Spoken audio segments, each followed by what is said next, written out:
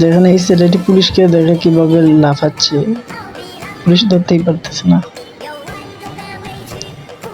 Wow, ছেলেটির অনেক talent আছে, দেখেন কিভাবে লাফাচ্ছে, বানানোর মতো লাফাচ্ছে। বানরও এর মতো পারবে বলে মনে হচ্ছে না।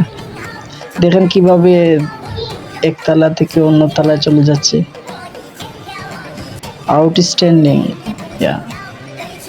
ওকে কেউ ছুতেই পাচ্ছে না। দেখেন কিভাবে লাফাচ্ছে, অসাধারণ। এতটা রিস্ক নিয়ে লাফাচ্ছে, ওর ট্যালেন্ট আছে।